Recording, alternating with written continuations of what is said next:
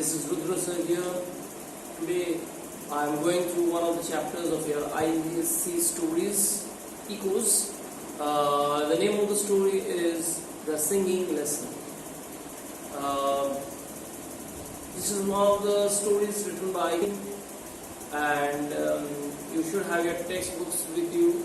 I'll be going through the line by line text, but before that I will be going over some of the important aspects of the story, including the background, the themes, the characters, and a bit of info. So have your text copies with you, take out your pen, copies, and pause the video, and then take the pen copies and start. Okay, first of all, regarded as one of the pioneer of short story writers in the modern era. She is one of the foremost modernist writers who reshaped the short story. She reshaped the short story. So you see, she is one of the foremost female writers, short story writers who reshaped the story. This particular story is taken from The Garden Party and the Other Stories. There are about 15 other stories here, of which this is one, The Singing Lesson. This whole collection, including the story, shows Catherine's talent for capturing real life moments and sentiments in the most beautiful and simplest of ways. Now, what kind of writer she is? She is a writer who explores the life of ordinary people with ordinary characters, and in doing so lends them a sense of dignity. This is what she does. She explores lives of ordinary characters, and in doing so lends them a kind of a sense of dignity. Okay, so this is about her a bit. Now, regarding this story, The Singing Lesson, in this we are presenting to us a tumultuous hour, a very up and down upheaval going on in her life for 1 hour. In the life of Miss Meadows, this is the central character of ours, Miss Meadows, during which her music lesson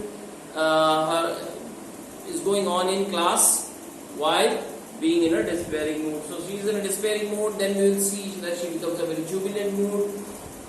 So this story is somewhat similar to our story of an hour, where we have Mrs. Mallard becoming sad, then she becomes very happy and jubilant, and then again she gets an ultimate shock. So similarly, this story here, you have Miss Meadows being very despaired and dejected, and then towards the end you have her in a jubilant mood. So there is a shift of mood. Now the story starts in the medias res. Now those of you who do not know, medias res means starting in the middle. It suddenly starts with the middle, and together with that there is a slight touch of mystery and lyrical content, because of course the background is music, so there is lyrical content, but along with that there is a kind of mystery which slowly but surely is revealed in the story. The author realistically presents Miss Meadows as seeing everything in a pessimistical and sarcastic manner. So everything that she sees from the starting, we see her in a very pessimistical and a very gloomy, sarcastical manner. She looks at everything. In fact, her introduction or her interaction with the science mistress of school is also just like that. In fact, also with her students, particularly in the beginning. This pessimistic way was only due to her gloomy mind, and is also reflected in her music and choice of songs. So as the story progresses, you will see her interaction with the student, that is also very sad and gloomy. Then you have her choice of song, which she says is a lament, that song she chooses. That's also a very sad kind of a song, which is in tune with her mood. Okay, so in a way we can say that Miss Meadows chooses to show her feelings through music rather than words. So being a music teacher, she will show her emotions, show her feelings through music, and that is exactly what she does. Because later on in the story, what we see is the mood changes, her mood changes, and then again she goes back to a very jubilant song, a very happy song. So that's what this story is about. Now, the story flow. Story flow is a bit intriguing. At first, because there is no mention of why Mrs. Meadows is sad. So first there is mention that she is sad, but the reason why she is sad, that is not mentioned. So that is why it's very intriguing. Okay, but the answer is given at the right time without irritating the readers. But if it doesn't prolong her this mystery as to why she is sad, the reason is given slowly but surely, and we get to know the reason, and then after that there is a shift. We get to know about her happiness and the reason also for her happiness, and then how she reacts to that happiness. That also is true. Next, story-wise, there is very few characters. The main principal character is Miss Meadows, and then you have a small interaction with the science teacher, the principal, the few students, but that's it. Her fiance Basil is not present; he is only mentioned. Okay. So very few characters in the story, but they are described properly. They are described properly without any exaggeration. They are not exaggerated and grand, with full grandeur they are described. No, it's not like that. Now, judging by the terms used in the story, we can assume that the story is set in the UK or England, as you call it, or one of its provinces. So you can realize that this is not set in the US. It's set in the UK or England and or its surroundings. So the way the words that are used regarding the music, the teacher description, the student description, and all that. The setting next. The setting, theme, description, narration of the story is quite simple, lyrical, and comical at times. So as you will read the story, you will find with regard to the setting, theme, description, narration, the story is simple, it is lyrical, and even comical at times. Okay. Next point is the author has succeeded in making the reader feel each agitation. The author has made the reader feel every agitation, every irritation, and overwhelming happiness, which comes towards the end. Overwhelming happiness that Miss Meadows, the central character, feels. So we can be at one with her. So that's how the narration has been made. Now, the story is narrated in the third person narrative point of view. Means the narrator is not a part of the story, he is outside the story, as you know. But the omniscient narrator is able to get access into the workings of the mind of Miss Meadows. But this omniscient narrator, although he is far away from the story, he is able to kind of peep into the mind of Miss Meadows. Okay, now this omniscient narrator is able to gain access into the mind of Miss Meadows. He is as if able to peep into her mind and see what is going on. The writer uses the technique of the interior monologue, where the main narrative of the music class is interrupted with the interior monologues of Mrs. Meadows, which gives us insights into her mental state. Now, very important, as the story progresses, we will see the story flow is going, and in between suddenly there is break and pause, and then the inner workings of Miss Meadows is hinted at, what is going on in her mind. Then for a brief period, then again the story flows, again there is a stop, again her inner feelings are portrayed, and then again the story goes on. So in this way, these interior monologues of Miss Meadows are highlighted gradually. The songs chosen by Miss Meadows are reflective of her mental state. They reflect her mental state. The first song, which is a lament, perfectly reflects her pessimistic type of mood or pessimistic state of mood that she is in. So the first of the song which she chooses is a lament that is in tune with her sad state of mind. The second song that she chooses is one of celebration, reflecting her jubilant state of mind. So then when there is a shift of mood, as I said, there is a change in the song. The song is now a jubilant one, reflecting her happiness. Okay, next point is the simple plot construction. The simple plot construction with very few events which are revealed through flashbacks and letters. The events that take place, they are in flashback or through letters. Everything is like that. The main plot line deals more with the emotions of the protagonist, which is Miss Meadows. It deals with the emotions that she goes through. The main plot is with that, as she reacts to the events. So with regard to those past events, with regard to the letter, with regard to the telegram that comes, so all this is in the past. except for the telegram which happens in the present. So the letter which came to the past tense earlier, the other events that she remembers, the first meeting and all the other things about her fiancé and their love affair. So all these have happened in the past. So it is her reactions to these, that is what is the plot line of the story. The main plot line deals more with the emotions of the protagonist as she reacts to the event. This is what it is said. The only events which happen in real time are the 2 singing lessons and her receiving of the telegram. So these are the real time events, or if you say events happening in the present tense, they are the 2 lessons, the singing lessons that she does, and of course the telegram which she receives towards the end of the story. Okay. Now, theme-wise, if we go into the themes, what are the themes of the story?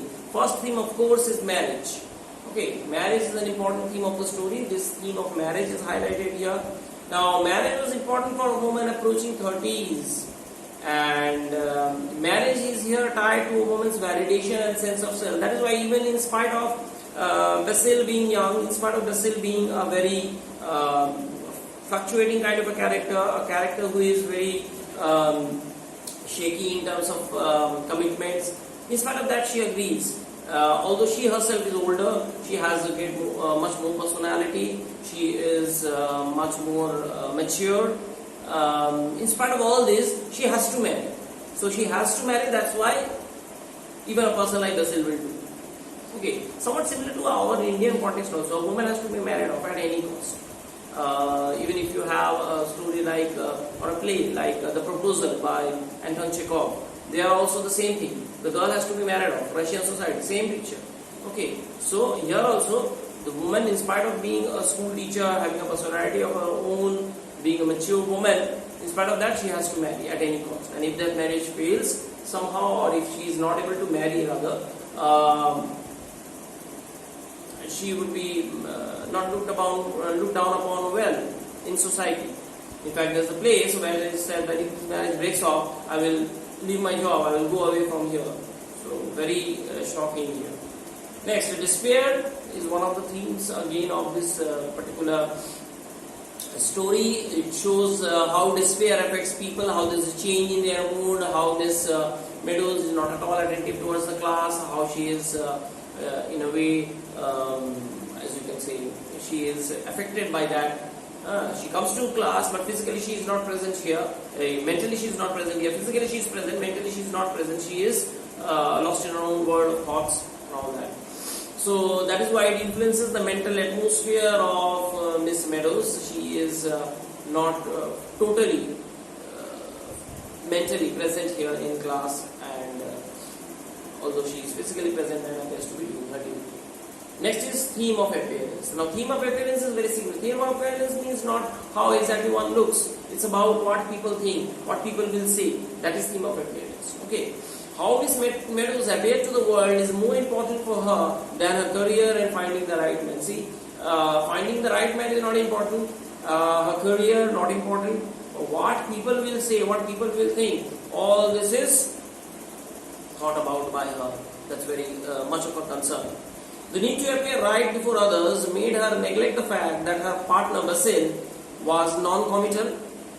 So the fact that he is non-committal, as I said, he is a bit shaky in terms of making commitments and giving promises and all that. So in spite of that, she chooses him. She has no options. Also, she wanted to leave her job in order to avoid the stigma of being branded as a woman who is left by her fiancé before marriage. So that is what I was saying. She was thinking in the terms of like, look, if my fiancé deserts me, then I may have to leave the job because people will brand me in that way. The way people will think about me, that I have been discarded by my fiancé in that way. So that is one of the things which is going to be. The story shows the ups and downs in the emotional state of a woman whose engagement now literally got broken off for a brief period of time. The story is devoid of a prominent plot or a definite ending. This is the demerits, you can say, of the story. It doesn't have a proper plot or proper ending in that. Now, moving on to the characters. Miss Meadows enjoys respect in the environment in which she is, that is a school, in the academic world. Students obey her promptly, and you see her interaction with the science teacher, who also gives her a kind of respect. So she enjoys a good position in school. She is a strong character who does not neglect her sense of duty and does not let it affect her internal turmoil. That is, in spite of being internally affected, she comes to school, she attends her music class, and although she may be mentally not present, she may not be focusing on her job totally. At least she has come, she is conducting classes in spite of her internal turmoil and conflict. She uses her classes to channelize her pain. Yes, of course, the songs that she uses. She uses the songs to channelize her pain, her suffering. She uses the happy song when she is happy. She uses sad songs when she is sad. So this goes on. Her inner turmoil is affected with the external behavior in dealing with the science mistress, showing Miss Meadows is in human light as someone who is affected by life's tribulations. Of course, she is now no god, so that's why there is a revealing of her sarcasm or bitterness which is going on in her mind in her interaction with the science teacher. In her interaction with the science teacher, we find that. So she is presented in a bit of a human manner also in that way. We cannot say that no, she is not at all affected, her outward behavior is not at all affected by what is going on inside. No. Her interaction with the science teacher shows that, of course. Now, moving on to her fiancé Basil, who of course doesn't make any appearance in this story. He sends one dreadful letter, we'll come to that later on, and then a positive telegram. The letter is negative, the telegram is positive. He has serious commitment issues, of course, that's why he fluctuates between no, I may not marry, and then he says, okay, the earlier letter was a mistake and all that. Out of the blue, he says he is not a marrying man. Even says the thought of marriage fills him with disgust, which he scratched or replaced with regret. So in the letter he had written, the thought of marriage fills him with disgust, that he had scratched out. And what he had written, instead of that, he had written regret. Later, he sends a telegram and calls it a feat of madness. So later on, he sends a telegram and says, oh, earlier one was a feat of madness, I sent it. He appears to be non-committal, impulsive, and takes rash decisions. So he is a character who is non-committal, who is impulsive, who doesn't think by the head, he thinks with the heart, and this is the characteristics of Miss Meadows' fiancé, Basil. Okay, so take out your text and then we'll move on to the story. The story is the singing lesson, which you will find in page number 90. Okay, so with the text we start with despair, cold, sharp despair.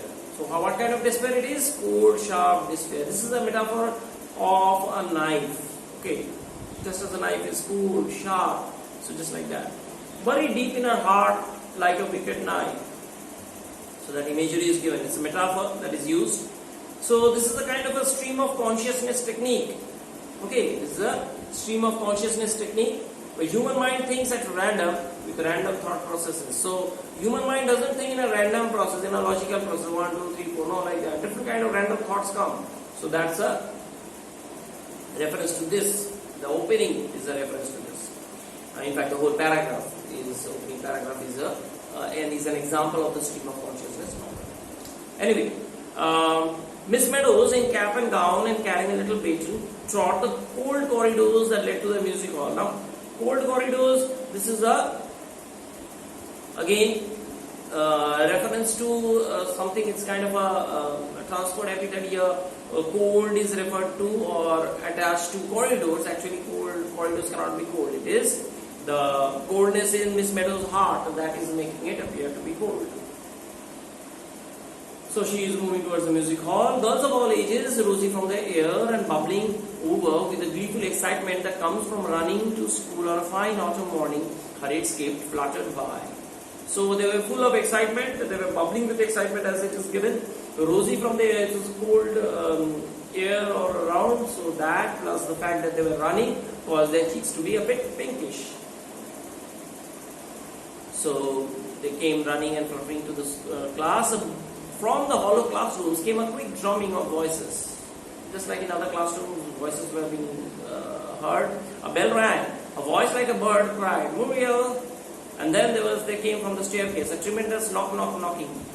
So what happened is, a bell rang, which suggests the starting of a class. A voice like a bird cried, "Muriel!" So someone cried out to, it's probably a teacher who cried out to a student, "Muriel!" called out to her. And what else happened? And there was a staircase, a tremendous knocking. Someone had dropped her dumbbells. Now, staircase is not made of concrete as we have. It's made of wood. And on those wooden staircase, if people walk with the heavy boots, it makes a knocking sound as if someone had dropped dumbbells or something heavy. The science minister stopped Miss Meadows. "Good morning," she cried, in a sweet, affected drawl. "Good morning," that kind of drawl in her. "Isn't it cold? It might be winter." This is the way the weather is cold, although it is kind of rainy, or autumn, you can say. There would be rain later on. So she says, "It's like cold like winter, isn't it?" Miss Meadows, hugging the knife, stared in hatred at the science mistress. Hugging the knife, the despair in her heart, that's the knife. So despair in her heart, in hatred she looked at the science mistress. Now everything she is looking is with hatred, with sarcasm, with pessimism. Everything about her was sweet, pale, like honey. She was sweet as honey, as you would not have been surprised to see a bee caught in the tangles of that yellow hair. If you are so sweet, as if one felt a bee would be caught in her golden hair. "It's rather sharp," said Miss Meadows grimly. The other smiled a shivery smile. He says, "Yes, it's sharp, it's cold." "You look frozen," said she. Her blue eyes opened wide. There came a mocking light in them. Had she noticed anything? So this is going on in her mind. Had she noticed anything? "Oh, not quite as bad as that," said Miss Meadows, and she gave the science mistress, in exchange for her smile, a quick grimace and passed on. Quick grimace means she just turned around and looked around and she just passed on. Now after her interaction with the science mistress, she moves on. Forms 4, 5 and 6 were assembled in the music hall. The noise was deafening. On the platform by the piano stood Mary Beasley, Miss Meadows' favorite, who played accompaniment. So she was there with, on the music room. Mary Beasley was the favorite student of Miss Meadows. She played accompaniments, she played piano. She was turning the music stool. When she saw Miss Meadows, she gave a loud warning, "Shh, girls!" And Miss Meadows, her hands thrust in her sleeves, the baton under her arm, strode down the central aisle, mounted the steps, turned sharply, seized the brass music stand, planted it in front of her, and gave 2 sharp taps with her baton for silence. So this you can understand the music chapter. "Silence, please!" Immediately. And looking at nobody, her glance swept over that sea of colored flannel blouses and bobbing pink faces and hands quivering, butterfly hair bows and music books spread out. So all the students, as you see in any school, they are dressed with the same kind of uniform. It's a girls' school, so here all the girls were in the same kind of dress, same kind of faces, hairstyle and everything.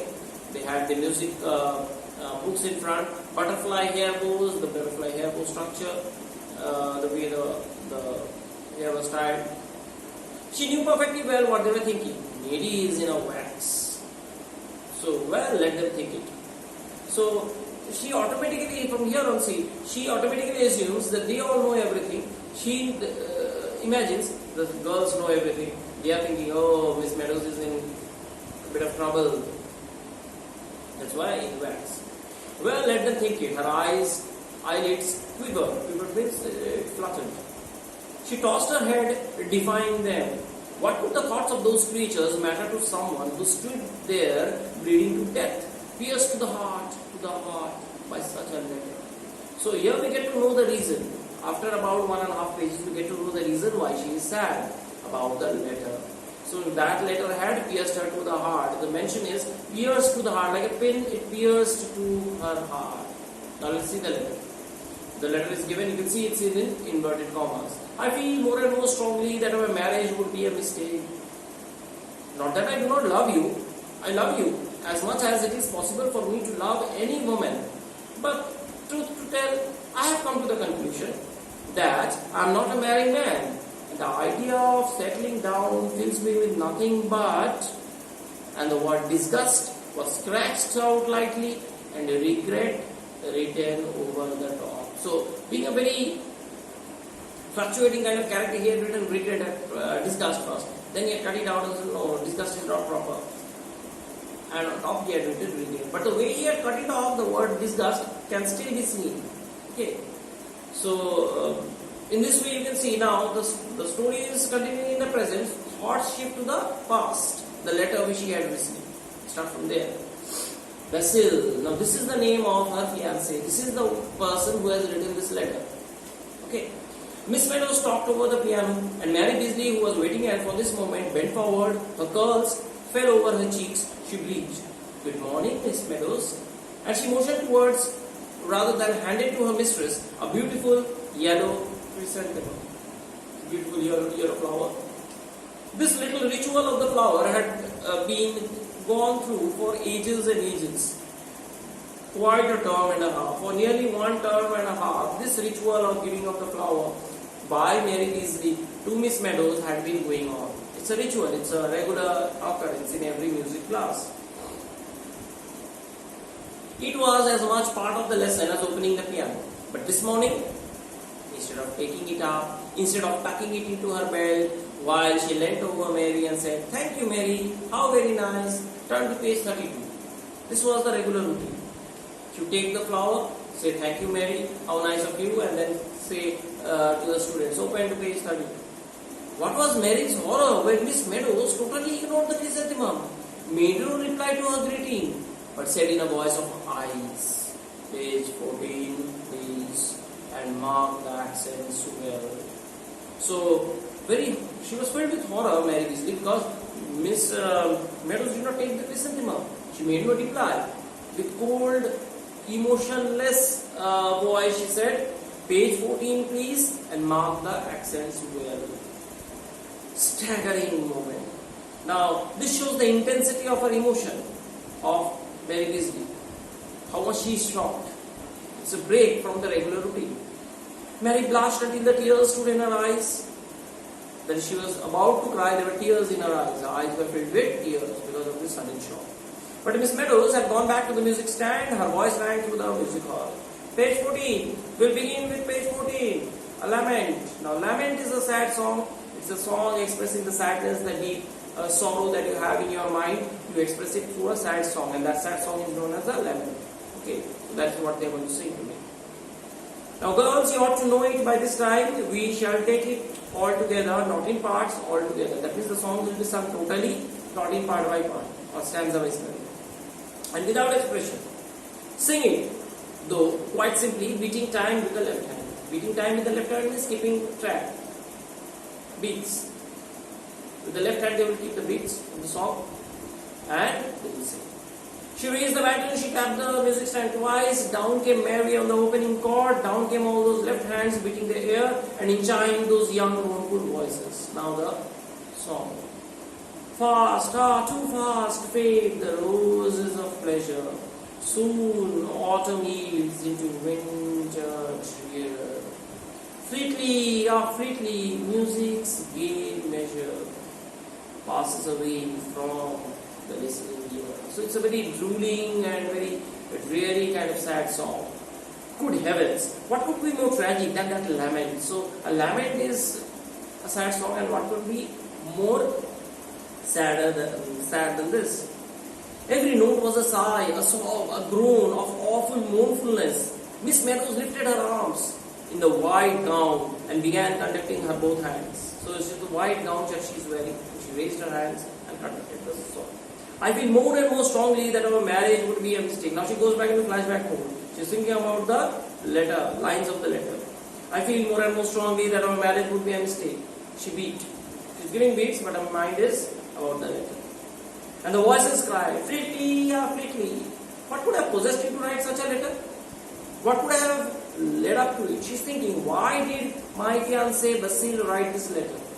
What would have led up to writing this letter? It came out of nothing. Out of nothing means out of no reason it came. Like a bolt from the blue it came. His last letter had been all about a fumed oak bookcase he had bought for our books. So last letter he had spoken about a fumed oak bookcase. That is we are going to keep our books together. And a natural little hall stand he had seen. A very neat affair with a carved owl on a bracket, holding 3 hat brushes in its claws. And plus he was thinking of buying a little hat stand, hall stand. The hall stand is a place where you keep in your umbrellas, your cloak and all these things. You can see it in the picture. How she had smiled at that. So like a man to think, one needed 3 hat brushes. So she was thinking, what kind of man he is? You need 3 hat brushes. From the listening ear sang the voices. The voice continued. That is the children ready to sing. Once again said Miss Meadows, but this time in parts, still without expression. Fast or too fast, with the gloom of the contraltos added. One could scarcely help shuddering. Fade the roses of pleasure.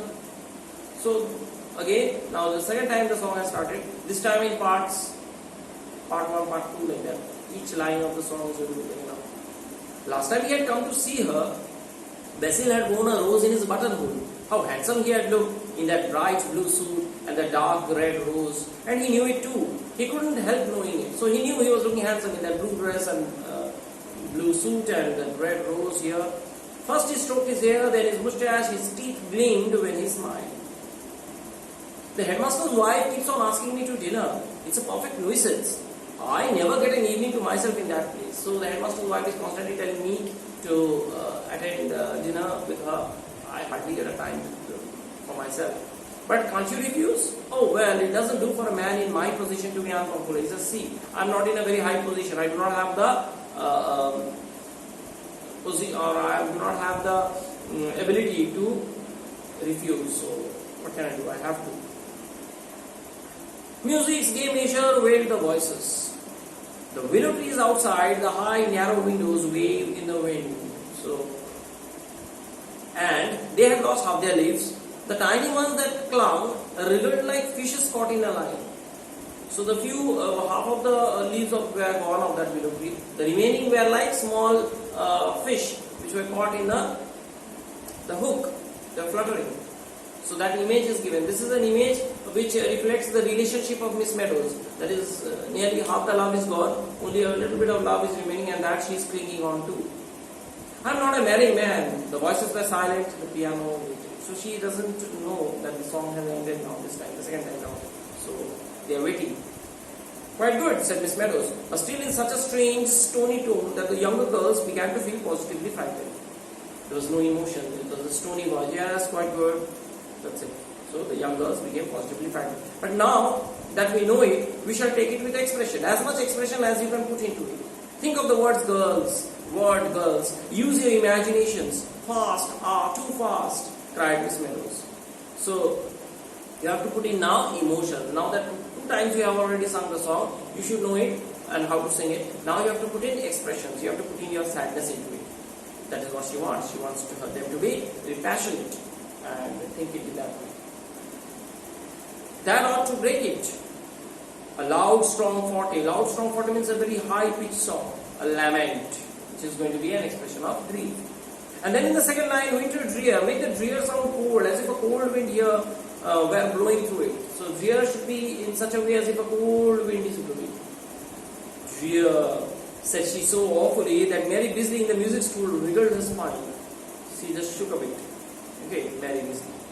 The third line should be one crescendo, increasing in loudness from lower beats to the higher beats.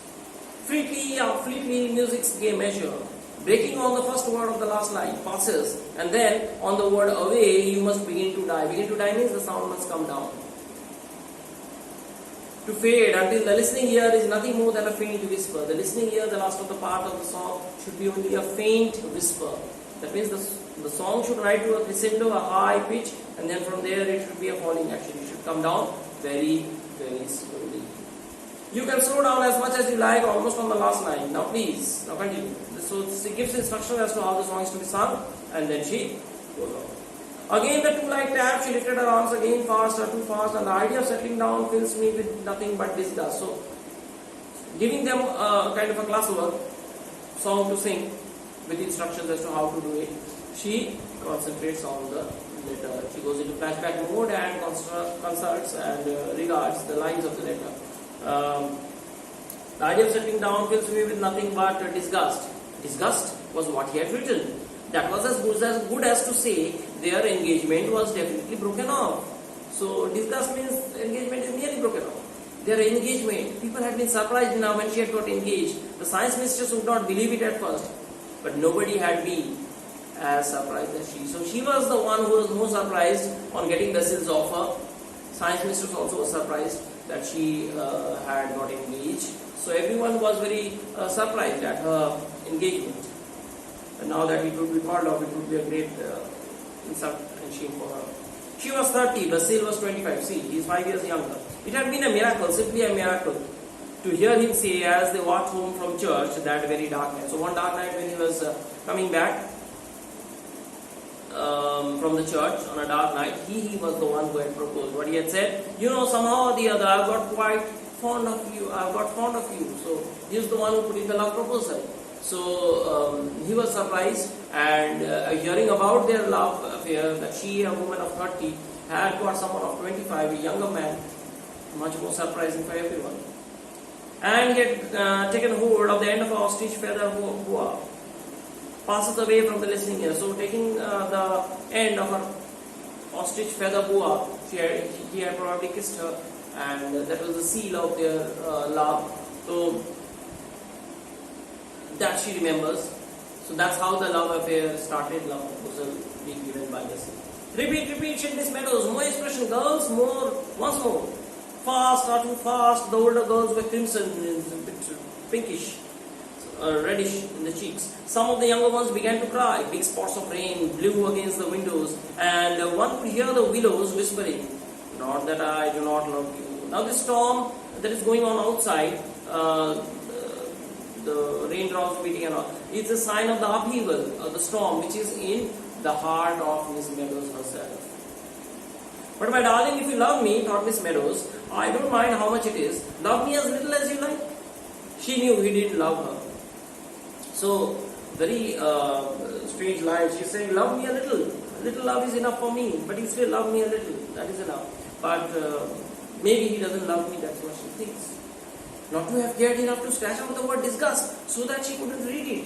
If she thinks, if you had loved me truly, then you would have scratched out the word disgust such that I would not have been able to read it. But you did not do that. That means you did not love me. You wanted me to see this word.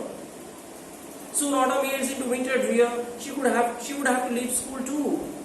She could never face the science mistress or the girls after it got known. So after this engagement being broken off, after this news circulated, she would not be able to continue in this school anymore. She would have to leave her job. She would have to disappear somewhere, passes away, the voices begin to fade, to whisper, to vanish.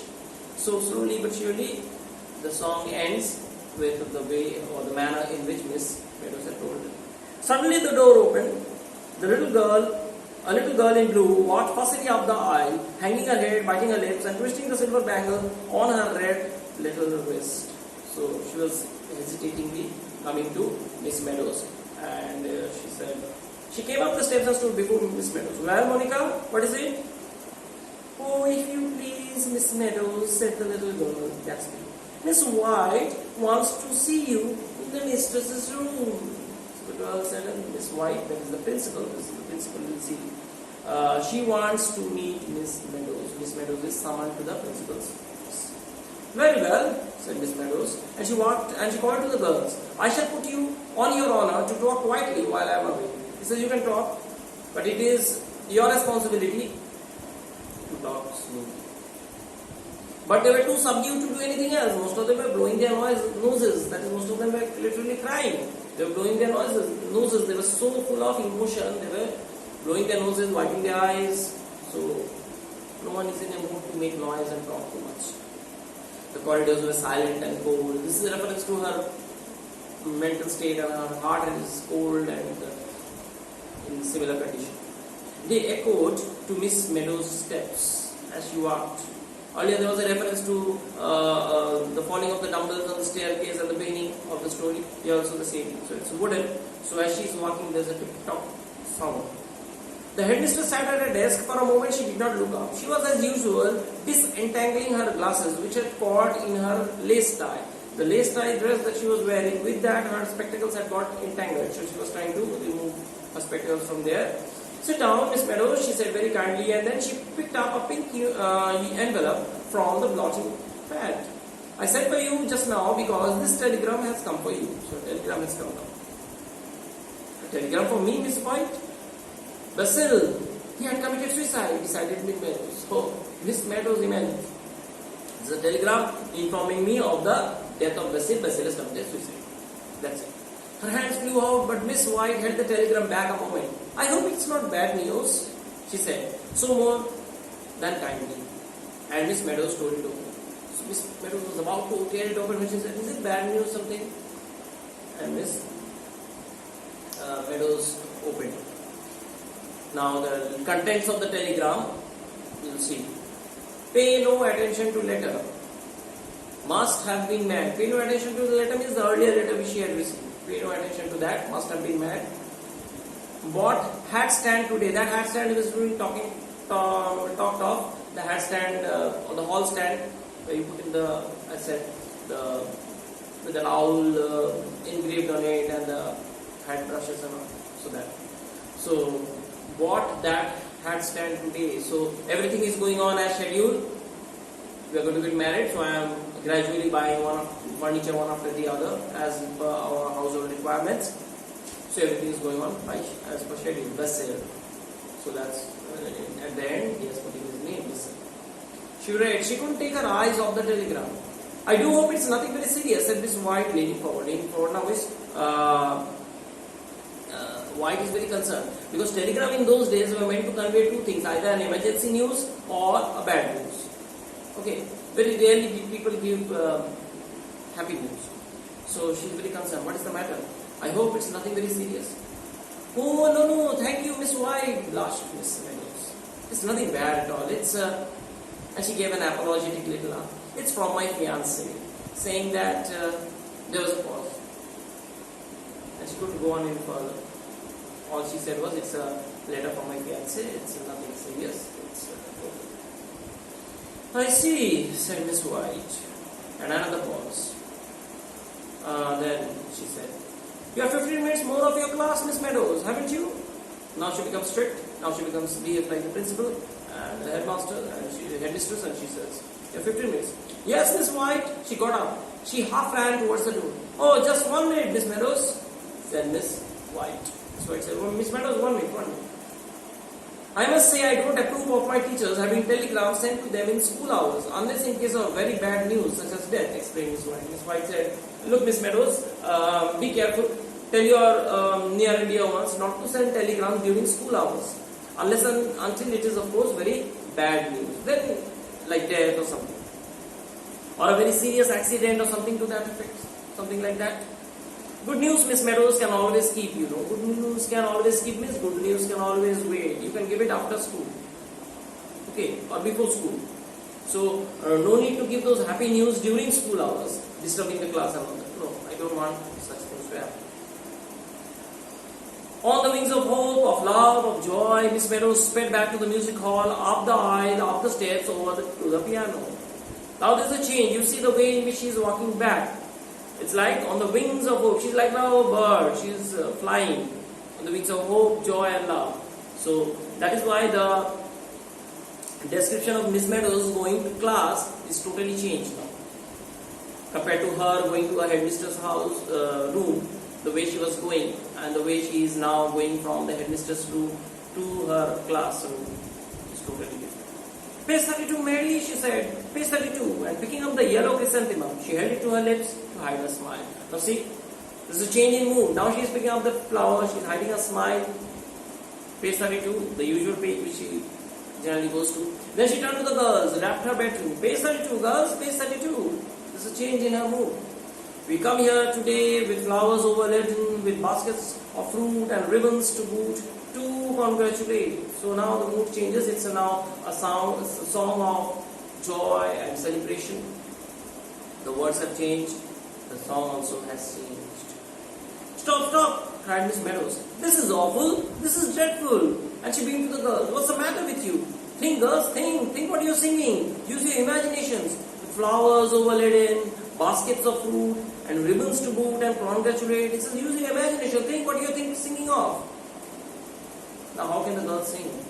The girls have just now sung about 3 or 4 times a sad lament with emotion and all that. So now they are in a very dreary, sad kind of mood. Now suddenly Miss Meadows comes and she changes the song. She says, now you have to sing a very happy and joyful song. How can they change their mood? It's not possible for them. Miss Meadows broke off. Don't look so doleful, girls. Doleful means sad. Of course the girls will look sad. They have been singing the sad song for 3 or 4 times. With full emotion, passion, expression. So, of course they will be sad. It ought to sound warm, joyful, eager. How can they suddenly change their mood? It's not a light switch that you switch on and switch off. It's not possible for these small girls to do that. Suddenly she says to them, you sing it with a lot of warmth and joy and all. It's not possible. Congratulate once more, quickly, all together, now then. And this time, Miss Meadows' voice sounded over all the other. And this time, Miss Meadows' voice sounded all over the other voices, full, deep, glowing with expression. Of course, this will be the case. Why? Because Miss Meadows now is in a changed frame of mind. She is now in a very happy state of mind, happy frame of mind. Everything is going on track. Everything is going on as usual. So she is going to sing in that way. But if you compare it in the background is the voices of the girls. How can their voices rise up to that happy and joyful mood? Because they have been singing these sad moods. The mood has changed. They have become sad, dejected and gloomy. How can they suddenly shift over? It's possible somehow for adults to do that, but for children to change and shift their mood like this, it's very, very difficult. Okay? So that's why their voices are not heard. But Miss Meadows' voice is heard above everyone's else because she is at the peak of excitement and happiness. So that's how the story ends. Okay, I hope you liked my explanation of this story, and if you have done that and if you liked it, do like, share and of course comment if you have anything to say, and subscribe to my channel, and thanks for watching again. Thank you.